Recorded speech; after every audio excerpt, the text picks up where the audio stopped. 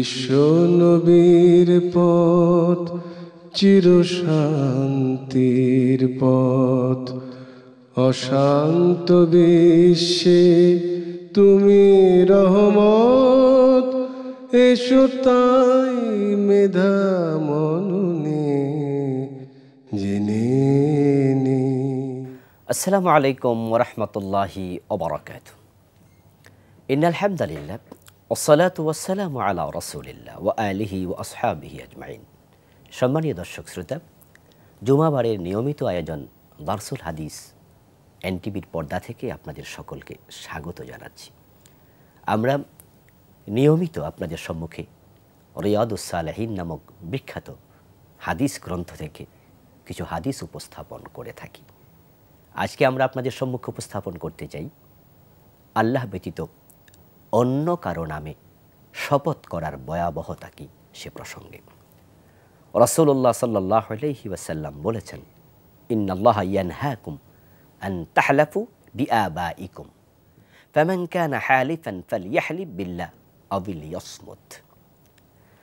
আল্লাহর হাবিব সাল্লাল্লাহু আলাইহি ওয়াসাল্লাম বলছেন, আল্লাহ তাআলা তোমাদেরকে নিষেধ করেছেন যে তোমরা তোমাদের পূর্বপুরুষদের নামে শপথ করবে, বরং যে ব্যক্তি শপথ করবে সে যেন আল্লাহর নামেই করে অথবা যেন চুপ থাকে। আমরা জানি যে কোনো জিনিসকে বিশ্বাসযোগ্য করে তুলে ধরার জন্য অথবা কোনো জিনিসের গুরুত্ব উপস্থাপন করার জন্য মানুষ আল্লাহর নামে অথবা আল্লাহর সিফত কেন্দ্রিক কসম করে, শপথ করে। এটাকে আমরা শপথ হিসাবে চিনি। তাওকীদুশ শাই বিযিকরি ইসমিল্লাহি আও সিফাতিহি বিহারফিন মিন হুরুফিল কসম। আরবিতে নির্ধারিত কিছু অক্ষর দিয়ে শপথ করা হয়, ওয়াও, বা, তা, ওয়াল্লাহি, বিল্লাহি, তাল্লাহি, এইভাবে শপথ করা হয়। যখন আমরা কাউকে কিছু বিশ্বাস করাতে চাই তখন আমরা শপথ করি অথবা গুরুত্ব তুলে ধরতে চাই। এই শপথের রেওয়াজ জাহিলি যুগেও ছিল, আজকের যুগেও আছে, এবং এই শপথের অনেক পরিভাষা আমরা পবিত্র কোরআনেও পাই। আল্লাহ তাআলা নিজে শপথ করেছেন অসংখ্য জায়গায়, তবে আল্লাহ তাআলা তার মাখলুককে নিয়ে শপথ করেছেন, শপথ করেছেন তিনি নিজেকে নিয়ে। তিনি বলেছেন ওয়াল আসর, সময়ের শপথ, ওয়াল ফাজর, সকালবেলার শপথ, ওয়াদ-দুহা, দুপুরের শপথ, ওয়াল-লাইল, রাতের শপথ। এভাবে তিনি বিভিন্ন জায়গায় তার মাখলুককে নিয়ে শপথ করেছেন। আল্লাহ তাআলা কোরআন মাজিদে নিজের সত্তাকে নিয়ে শপথ করেছেন। তিনি বলেছেন, ফালা ওয়া রাব্বিকা লা ইউমিনুন হাত্তা ইউহাক্কিমুকা ফীমা শাজারা বাইনাহুম। আপনার রবের কসম, আল্লাহ নিজের শপথ নিজে করেছেন। এই শপথের ব্যবহার ছিল, আছে, থাকবে, কিন্তু এটার যেন অপব্যবহার না হয়। জাহিলিয়াতের লোকেরা তারা শপথ করত তাদের দেব দেবীর নামে, শপথ করত তাদের বাবা, দাদা, পূর্বপুরুষদের নামে। ইসলামের আগমনের পর রাসূলুল্লাহ সাল্লাল্লাহু আলাইহি ওয়াসাল্লাম নিষেধ করলেন, দেব দেবীর নামে শপথ চলবে না, শপথ করা যাবে না আল্লাহ ব্যতীত অন্য কোনো মাখলুকের নামে। তিনি ঘোষণা করে দিলেন, শপথ যদি তোমাদের করতেই হয় তাহলে ফালইহলিফ বিল্লাহ, সে যেন আল্লাহর নামে শপথ করে। তাহলে শপথের মহল নির্ধারিত হয়ে গেল, সেটা হলো শুধু আল্লাহর নামে শপথ করতে হবে, আল্লাহ ছাড়া অন্য কারো নামে শপথ করা যাবে না। যদি কেউ ভুলে অন্যের নামে শপথ করে, লাত, মানাত, উজ্জা অথবা ফির বুজুর্গের নামে শপথ করে বসলো, তাহলে তাকে কি করা উচিত? হাদিসে এসেছে, ক্বালান নবী সাল্লাল্লাহু আলাইহি ওয়াসাল্লাম, মান হালাফা ফাকালা ফি হালাফিহি বিল্লাতি ওয়াল উজ্জা ফালিয়াকুল লা ইলাহা ইল্লাল্লাহ। সহিহ মুসলিম হাদিস নাম্বার 1647। বিশ্বনবী বলছেন, যদি কোনো ব্যক্তি ভুলে লাতের নামে শপথ করে, মানহাতের নামে করে, উজ্জার নামে করে, কারণ তৎকালীন যুগের লোকেরা তারা মূর্তি পূজক ছিল, ইসলাম গ্রহণ করেছে সদ্য, তাই তাদের কারো কারো ভুলে ওই লাত মানাতের নাম এসে যেতে পারে। যেমন আজকের এই দিনে আমাদের দেশে কাউকে কাউকে দেখা যায় বিভিন্ন মাজারের নামে শপথ করতে, বাবার নামে মায়ের নামে শপথ করছে। মায়ের কসম করে বলছি, আমি বাবার কসম করে বলছি, এভাবে কসম করতে দেখা যায়। অথচ এটা ভুল রীতি। যদি কোনো ব্যক্তি ভুল এই জাতীয় কসম করে বসে, রাসূলুল্লাহ সাল্লাল্লাহু আলাইহি ওয়াসাল্লাম বলেছেন ফালিয়াকুল লা ইলাহা ইল্লাল্লাহ, সে কাজটি ঠিক করেনি। তাই তার পরক্ষণে বলা উচিত লা ইলাহা ইল্লাল্লাহ।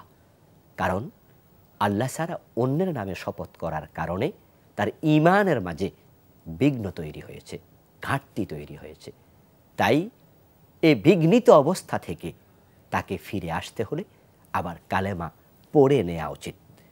রাসূলুল্লাহ সাল্লাল্লাহু আলাইহি ওয়াসাল্লামকে হযরত সাদ বিন আবি ওয়াক্কাস রাদিয়াল্লাহু তাআলা আনহু বললেন, ইন্নাহু হালাফা বিল্লাত ওয়াল উজ্জা। উনি ভুলে কোনো একদিন লাত এবং উজ্জার নামে শপথ করে বসলেন। এটা বিশ্বনবীর কোনো সাহাবীর গোচরে আসলো। তখন তিনি বললেন, সাদ, তুমি তো কাজটি ঠিক করোনি, আল্লাহর নামে শপথ করা উচিত। তখন তিনি রাসূল সাল্লাল্লাহু আলাইহি সাল্লামের কাছে গেলেন। বিশ্বনবীর কাছে গিয়ে হযরত সাদ বিন আবি ওয়াক্কাস রাদিয়াল্লাহু তাআলা আনহু ঘটনাটি উল্লেখ করলেন যে, ইয়া রাসূলুল্লাহ, আমি তো ভুলে লাতের নামে শপথ করে ফেলেছি। রাসূল সাল্লাল্লাহু আলাইহি সাল্লাম তখন তাকে বললেন, কুল লা ইলাহা ইল্লাল্লাহ ওয়াহদাহু লা শারীকা লা লাহুল মুলকু ওয়া লাহুল হামদু ওয়া হুয়া আলা কুল্লি শাইইন কাদির। তুমি এটা আগে পড়ো, শপথের ভুল শপথের কাফারা দাও। তুমি যে লাতের নামে শপথ করে ফেলেছ, তাই তুমি এখন বলো আল্লাহ ছাড়া ইলাহা নেই, তার কোনো শরীক নেই, সকল প্রশংসার মালিক তিনি, রাজত্বের মালিক তিনি, সকল ক্ষমতার মালিকও তিনি, সবার উপরে তিনি একমাত্র ক্ষমতাবান। তারপরে কি করবে? ওয়ানফুস আন ইয়াসারিকা সালাসা, তোমার বাম পাশে 3 বার তুমি থুতু ফেলে দাও। ওয়াতাআউযাজ বিল্লাহি মিনাশ শাইতানির রাজিম, এই কাজটি শয়তান তোমাকে করিয়েছিল, তাই তুমি আল্লাহর কাছে শয়তান থেকে আশ্রয় চাও। নাসাই হাদিস নাম্বার 3786। তাহলে আমরা যারা ভুলে কোনো মাজারের নামে, কোনো পীরের নামে, অলিয়া উলিয়ার নামে আমরা শপথ করে ফেলব, তাহলে কাফারা হিসাবে আমাদেরও বলা উচিত লা ইলাহা ইল্লাল্লাহ ওয়াহদাহু লা শারীকা লা লাহুল মুলক ওয়া লাহুল হামদ ওয়া হুয়া আলা কুল্লি শাইইন কাদির। তারপরে বাম পাশে 3 বার থুতু ফেলবো, আউযু বিল্লাহি মিনাশ শাইতানির রাজিম বলে আল্লাহর কাছে আমরা ক্ষমা প্রার্থনা করব। তবে হ্যাঁ, যদি কেউ ইচ্ছা করে আল্লাহ ব্যতীত অন্যের নামে শপথ করে, তাহলে কিন্তু শিরক হয়ে যাবে। ভুলে যদি আপনি করেন তাহলে আপনি কাফারা দিলেন এভাবে। কিন্তু যদি ইচ্ছা করে আপনি আল্লাহ ব্যতীত অন্যের নামে শপথ করেন, তাহলে শুধুমাত্র দোয়া পড়লে হবে না, ইস্তেগফারও করতে হবে, তাওবা করতে হবে, আল্লাহর কাছে ক্ষমা প্রার্থনা করতে হবে। রাসূলুল্লাহ সাল্লাল্লাহু আলাইহি ওয়াসাল্লাম বলেছেন, মান হালাফা বিগাইরিল্লাহ ফাকাদ আশরাক, যে ব্যক্তি আল্লাহ ব্যতীত অন্য কারো নামে শপথ করলো সে শিরিক করলো। আল্লাহু আকবার, মাআযাল্লাহ, কি জঘন্য অপরাধ! অথচ আমরা খেয়াল না করে খামখেয়ালির চলে আমরা অন্যের নামে শপথ করে বসছি। আবু দাউদ হাদিস নাম্বার 3251, আল্লাহর হাবিব বলছেন, আল্লাহ ব্যতীত অন্যের নামে শপথ করলো সে শিরিক করলো। অন্য একটি হাদিসে পাওয়া যায় ফাকাদ কাফার, সে কুফরি করলো। তাহলে বিষয়টিকে শরিয়া খুব শক্তভাবে দেখে। এই জন্য আল্লাহ ছাড়া অন্য কারো নামে কসম করা যাবে না। হ্যাঁ, আল্লাহর সিফাত নিয়ে কসম করা যাবে। সরাসরি আল্লাহর কসম এই শব্দ না বলে যদি আল্লাহর সিফাতের কসম কেউ করে তাহলে অসুবিধা নাই। রাসূলুল্লাহ সাল্লাল্লাহু আলাইহি সাল্লাম তিনি নিজেও মাঝে মাঝে এইভাবে কসম করতেন, ওয়াল্লাযী নাফসি বিয়াদিহি, সে সত্তার কসম যার হাতে আমার প্রাণ। রাসূল সাল্লাল্লাহু আলাইহি সাল্লাম তিনি কসম করতেন, লা ওয়া মুকাল্লিবিল কুলুব, আমি কসম করছি অন্তরের পরিবর্তনকারীর। অন্তরের পরিবর্তন করার ক্ষমতা আল্লাহর। তিনি আল্লাহর সিফাত নিয়ে কসম করতেন। রাসূল সাল্লাল্লাহু আলাইহি সাল্লাম মাঝে মাঝে কসম করতেন, লা ওয়া রাব্বিল কাবা, আমি কাবার রবের নামে কসম করছি। এখানে রব শব্দটি আল্লাহর সিফাত। তিনি রব্বুন নাস, রব্বুল মালাইকা, রব্বুল আলামিন, রব্বুল কাবা। তাই রব্বুল কাবা বললে কোনো অসুবিধা নেই। ও রব্বিল কাবা বলে বিশ্বনবীও মাঝে মাঝে কসম করতেন। কিন্তু কোনো ব্যক্তির নামে কসম করা যাবে না। হাদিসে আসছে, আব্দুল্লাহ ইবনে আব্বাস রাদিয়াল্লাহু তাআলা আনহু বলেন, ইন্না আবা বকর আকসামা আলা নবী সাল্লাল্লাহু আলাইহি ওয়াসাল্লাম ফাকাল লাহু নবী সাল্লাল্লাহু আলাইহি ওয়াসাল্লাম লা তুকসিম। কোন একদিন আবু বকর রাদিয়াল্লাহু তাআলা আনহু রাসূল সাল্লাল্লাহু আলাইহি সাল্লামের কসম করে বসলেন রাসূলের সামনেই। আল্লাহর হাবিব সাল্লাল্লাহু আলাইহি সাল্লাম শুনে বললেন আবু বকরকে, লা তুকসিম, তুমি এইভাবে কসম করো না। অথচ আমরা মনে করি যে কোনো অলিয়া উলিয়া, পীর বুজুর্গ অথবা আল্লাহর নবী তারা সম্মানিত মানুষ, তাদের নামে কসম করলে অসুবিধা কি? মাজারের নামে কসম করে মানুষ সম্মান দেখিয়ে। না, এটা আল্লাহর শান, সম্মান পাওয়ার প্রকৃত মালিক একমাত্র আল্লাহ। এই জন্য কসমের জায়গায় আল্লাহ ব্যতীত কোনো নবীর নামও উল্লেখ করা যাবে না। সহিহ মুসলিমে একটি হাদিস আছে, যে হাদিসটিকে সামনে এনে কেউ কেউ বলেন যে ব্যক্তির নামে কসম করার সুযোগ আছে। রাসূলুল্লাহ সাল্লাল্লাহু আলাইহি সাল্লামের কাছে এক ব্যক্তি এসেছিলেন, শরীয়তের মৌলিক মাসআলা নিয়ে প্রশ্ন করেছিলেন। আল্লাহর হাবিব জবাব দিলেন। জবাব পেয়ে ওই ভদ্রলোক প্রস্থান করার সময় বললেন, ওয়াল্লাহি লা আযীদু আলা হাযা ওয়ালা আনকুসু মিনহু। আল্লাহর কসম, আপনি যা বললেন আমি একটুকুও বাড়াবো না, সামান্যটুকু কমাবো না। চলে যাওয়ার সময় কথা বলে যখন প্রস্থান করছিল, রাসূলুল্লাহ সাল্লাল্লাহু আলাইহি সাল্লাম তখন বলেছিলেন, আফলাহা ওয়া আবিহি ইন সাদাকা। সহিহ মুসলিমের হাদিসের এই অংশটুকু বাংলা অর্থ কি? এই ব্যক্তি সফল হয়ে গেল, তার বাবার কসম যদি সে সত্যবাদী হয়ে থাকে। এখানে ও আবিহি বলেছে, তার বাবার কসম। এই শব্দ দেখে কেউ কেউ বলেন যে মানুষের নামেও কসম করা যাবে, অথচ মুহাদ্দিসগণ একমত, না, আল্লাহ ব্যতীত কারো নামে কসম করা যাবে না। তাই আল্লামা ইবনু আব্দুল বার রাহিমাহুল্লাহ তিনি বলেছেন, এখানে শোনার সময় রাবি ভুল করেছে। আফলাহা ও আবিহি ইন সাদাকা, এটা মূলত প্রকৃত শব্দ নয়। প্রকৃত শব্দ ছিল ও আফলাহা ওয়াল্লাহি ইন সাদাকা। বিশ্বনবী আবিহি বলেন নাই, ওয়াল্লাহি বলেছিলেন। রাবি শুনতে ভুল করেছে, তাই এখানে একটা ভুল শব্দ ঢুকে গেছে। এটা হচ্ছে আল্লামা ইবনে আব্দুল বার রাহিমাহুল্লাহর বক্তব্য। আরেক দল আলেম বলেন যে না, যদি আফলাহা ও আবিহি ইন সাদাকা, আবিহি শব্দটা এখানে থাকেও এটা কসমের অর্থে নয়, এটা হলো গুরুত্ব বোঝানোর জন্য বিশ্বনবী সাল্লাল্লাহু আলাইহি ওয়াসাল্লাম অভ্যাসগতভাবে এটা তিনি উল্লেখ করেছেন।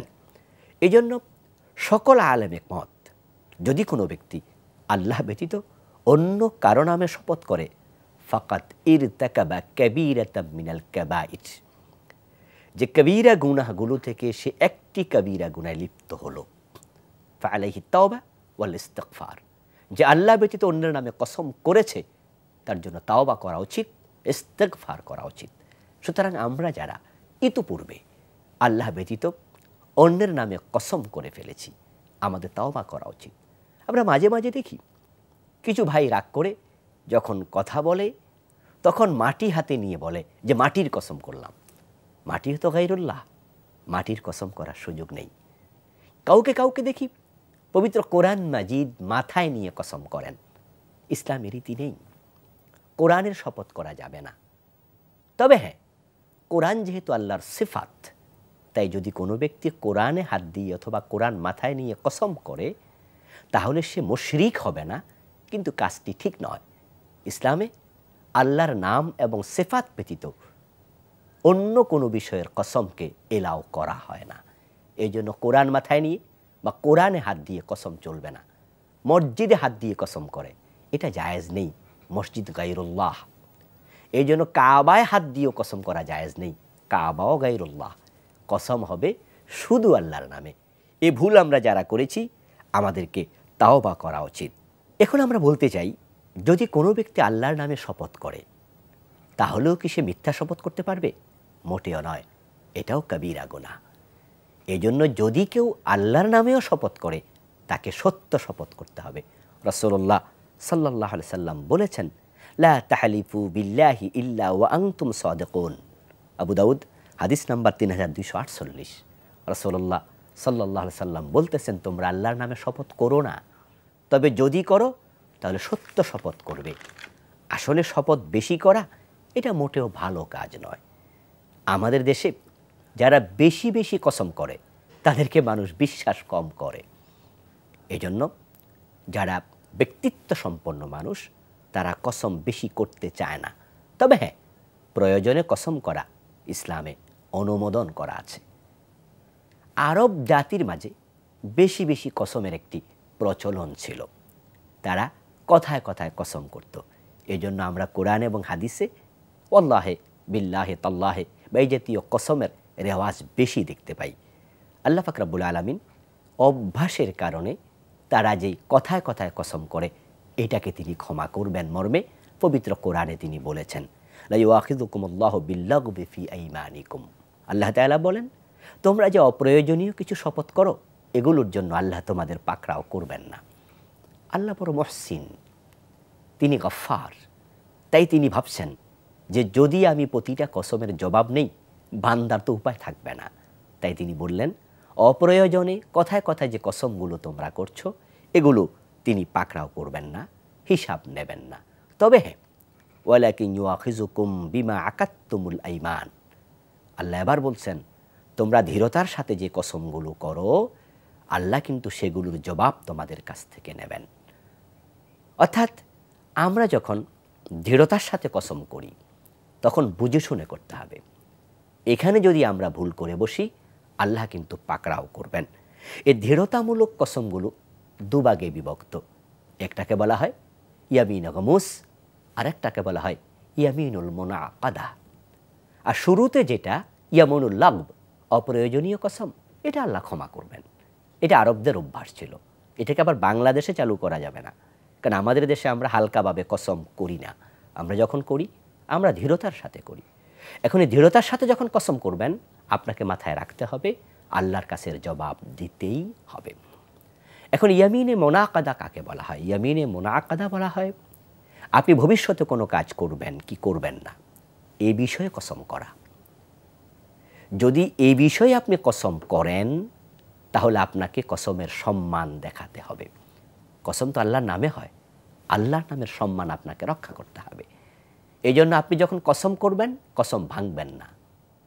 আর যদি ভাঙতে হয় তাহলে আপনাকে কসমের কাফারা দিতে হবে। কিছু কিছু কসম আছে যেগুলো ভাঙতে হয়। রাসূলুল্লাহ সাল্লাল্লাহু আলাইহি ওয়াসাল্লাম একবার স্ত্রীদের সাথে কথোপকথন করতে গিয়ে একটু রাগান্বিত হয়ে বলেছিলেন, আল্লাহর কসম আমি মধু পান করব না। অথচ আল্লাহ তাআলা ওনার এই কসমকে পছন্দ করেননি। আল্লাহ তাআলা তখন বললেন, ইয়া আইয়ুহান নবী লিমা তুহাররিমু মা আহাল্লাল্লাহু লাক। হে নবী, আল্লাহ আপনার জন্য মধু হালাল করেছে, আপনি এটাকে হারাম করলেন কেন? রাসূলুল্লাহ সাল্লাল্লাহু আলাইহি সাল্লাম তখন এই কসমটি ভেঙেছেন এবং তার কাফারা দিয়েছেন। যদি কোনো ব্যক্তি কসম করে রাগান্বিত হয়ে যে আমি আমার স্ত্রীর সাথে কথা বলবো না, আমি আমার মায়ের সাথে কথা বলবো না, আল্লাহর কসম, এই জাতীয় কসম তাকে ভাঙতে হবে। কারণ হাদিসে 3 দিনের বেশি কোনো মুমিনের সাথে কথা না বলে থাকা নিষেধ করা হয়েছে। তাহলে কসম ভাঙতে হবে। এখন ভাঙলে কি করতে হবে? আল্লাহ পাক রব্বুল আলামিন বলছেন, ফাকাফারাতুহু ইতআমু 10 মাসাকিন। যে ব্যক্তি জাতীয় কসম করে ভাঙবে সে কাফারা হিসাবে 10 জন মিসকিনকে খাবার দেবে। মিন আওসাতি মা তুতঈমুনা আহলিকুম, ওরকম খাবার স্বাভাবিক অবস্থায় তোমাদের পরিবারকে মধ্যম মানের যে খাবার তোমরা খাইয়ে থাকো। 10 জন মিসকিনকে এই মানের খাবার দিতে হবে একবেলা। আও কিসওয়াতুহুম, অথবা 10 জনকে কাপড় কিনে দিতে হবে। অথবা তাহরিরু রাকাবা, একটি গোলাম মুক্ত করতে হবে। যদিও আজকে গোলামের যোগ নেই, তাহলে 10 জন মিসকিনকে খাওয়াতে হবে অথবা 10 জন মিসকিনকে কাপড় কিনে দিতে হবে। ফামান লাম ইয়াজিদ ফাসিয়ামু 3 আইয়াম, যে ব্যক্তি 10 জন মিসকিনকে খাবার দেবে বা কাপড় দেবে এই পরিমাণ সামর্থ্য নেই, সে 3 দিন রোজা রাখতে হবে। তাহলে বোঝা গেল আল্লাহর নামের কসমকে হালকাভাবে দেখার সুযোগ নেই। যদি আমরা কসম করি গুরুত্বের সাথে বিষয়টিকে বিবেচনা করতে হবে। তারপরে ইয়ামিনে গুমুস, সেটা হচ্ছে মিথ্যা কসম করা। অতীতে কোনো কাজ করেছি অথবা করিনি, এই বিষয়ে যখন কোনো ব্যক্তি কসম করবে, যদি কসমটা মিথ্যা হয় তাহলে এটা সরাসরি কবিরা গুনাহ হয়ে যাবে। আল্লাহ পাক রব্বুল আলামিনের নামের হুরমত নষ্ট করা হবে। তাই আল্লাহ তাআলা এ বিষয়ে তাকে কিয়ামতের দিন পাকড়াও করবেন। সে কবিরা গুনাহ থেকে মুক্ত হতে চাইলে তাকে তাওবা এবং ইস্তেগফার করতে হবে। আমরা জানি যে শুধুমাত্র কসমের কবিরা গুনাহ নয়, যত রকমের কবিরা গুনাহ আছে তা থেকে নিষ্কৃতির উপায় শুধু একটা, সেটা হচ্ছে তাওবা এবং ইস্তেগফার। তাওবা এবং ইস্তেগফারই হচ্ছে গুনাহ থেকে নিষ্কৃতির একমাত্র মাধ্যম। আমরা আজকের এই জুমার পবিত্র ক্ষণে আপনাদের স্মরণ করিয়ে দিতে চাই, যেই কসমগুলো আমরা মিথ্যা করে ফেলেছি, যে কসমগুলো আমরা অন্যের নামে করে ফেলেছি, গায়রুল্লাহর নামে, নিষ্কৃতির পথ ক্ষমা চাওয়া। আল্লাহ তাআলার কাছে মানুষ যখন ক্ষমা চান, আল্লাহ তখন ক্ষমা করে দেন।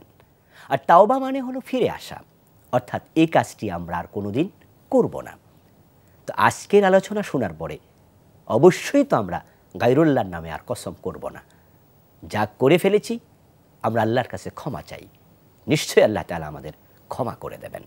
সম্মানিত দ্বীনী ভাই ও বোনেরা, আমরা আপনাদের সম্মুখে রিয়াদুস সালেহীন নামক বিখ্যাত হাদিস গ্রন্থ আল্লামা ইমাম নববী রাহিমাহুল্লাহর লিখিত সংকলিত এই কিতাব থেকে কিছু হাদিস উপস্থাপন করলাম। আমরা বিনীত আরজ রাখতে চাই, আমাদের সকলের পড়ার টেবিলে যেন রিয়াদুস সালেহীন থাকে। খণ্ডে খণ্ডে বিভক্ত করা আছে, এক খণ্ডেও পাওয়া যায় চমৎকার হাদিসের কিতাব। জীবন ঘনিষ্ঠ বিষয়গুলো নিয়ে তিনি আমাদের সম্মুখে বিশ্বনবীর এই মণিমুক্তার মতো দামি কথাগুলোকে একত্রিত করে দিয়েছেন। আসুন জীবনটাকে আমরা কোরআন এবং হাদিসের সাথে কাটিয়ে দেই। আল্লাহ সে তৌফিক আমাদের দান করুন, আমিন। ওয়াসসালামু আলাইকুম ওয়া রাহমাতুল্লাহি ওয়া বারাকাতুহু। বিশ্বনবীর পথ চিরশান্তির পথ, অশান্ত বিশ্বে তুমি রহমত।